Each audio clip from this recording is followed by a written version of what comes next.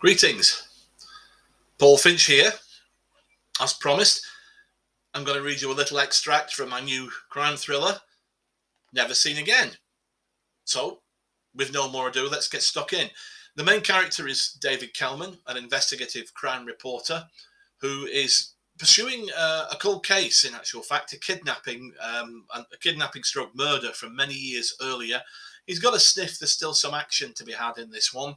But initially, his investigation leads him to an old building where a rather unexplained suicide appears to have occurred.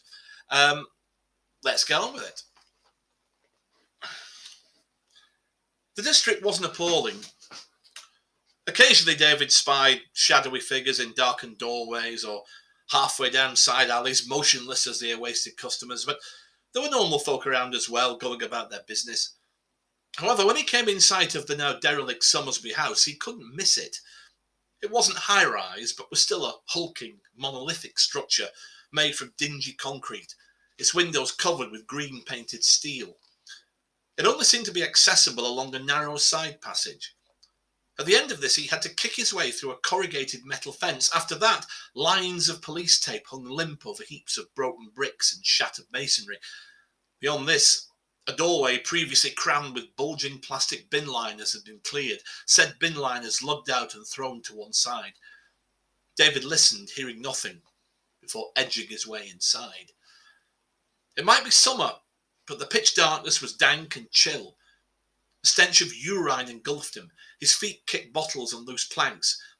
He clicked on his phone light, but the subterranean gloom only retreated a short distance. Every 2 yards he paused to listen, but it was deathly quiet.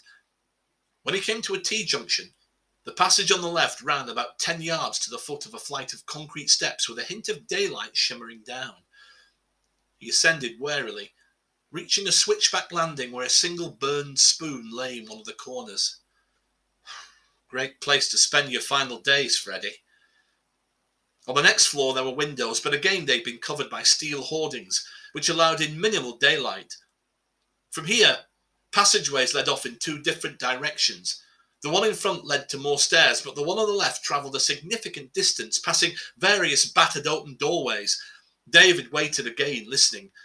He hadn't planned what he was going to do once he got in here.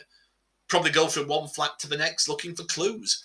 Most likely they'd show signs that vagrants had been living in them. Even here on the landing of the first floor there were telltale signs, cracked files, the occasional used syringe. But if there was anywhere it was obvious the police had been, that would be the starting point. After that, though, it was anyone's guess what he might glean from this. He went along the main corridor, steel-clad windows on his left, broken doorways on his right. There was nothing telling behind any of the latter. Fire-damaged walls, piles of masonry where ceilings had collapsed. His eyes were now attuning, however, and he came to an abrupt standstill when he saw what he thought was a figure waiting at the far end. He advanced again, slower than before. The figure didn't move, but the closer David drew, the more distinct it became. Whoever it was, they were wearing black. But had they also painted their face white? About 30 yards away, he realised the truth. It was a piece of graffiti art on a patch of wall. Someone had painted a life-size figure dressed in black clothing. The face was alarmingly basic. The eyes 2 crosses, the nose a simple tick, the mouth a big curved clownish grin. David regarded it for several seconds, wondering if this whole thing was a lost cause. On the second floor it was the same. A litter-strewn corridor, more open flats filled with junk and dust. Obscene slogans slashed onto the walls. He mopped sweat from his brow. A door slammed overhead. David froze, ears pinging. He glanced up at the watermarked ceiling. A heavy thud followed, and then another. All along he'd been in 2 minds about what to do if he found that there was someone squatting here. He'd told Anushka that he would demand answers of the street people. On arriving, he'd found that prospect less appealing. Now, though, confronted by the surely hopeless task of working out Freddie Martindale's final movements simply by sniffing through an abandoned tenement block, it would be plain ridiculous not to at least speak to someone. When he reached the 3rd floor, he halted again, this time feeling a breeze on his face. He crept to the first junction. Another corridor similar to the ones he'd seen below ran away to his left. However, on his immediate right, a shorter passage led to an uncovered window. He approached it, relieved to be breathing cleaner air. Shards of glass remained in the desiccated frame, but it stood at waist height and he was able to look down. He must have entered through the back of the building because this appeared to be the front. He saw a parking area covered with waste paper. Beyond that, a disused road led to another fence of corrugated metal. He leaned further out. 40 feet below lay piles of bricks and other rubble. It was dizzying, yet poor Freddie Martindale had come down from a much greater height. The mind could only boggle at what degree of suffering could have driven him to such a deed. Another loud thud, this time from somewhere behind him. David moved back to the junction. To his surprise, he heard what might be music. He followed it left, heading along the main corridor. As he progressed, he realized that one flat, perhaps 30 yards ahead, was shedding a little more light than the others. This also appeared to be the origin of the sound, which was quite definitely music, and not just music.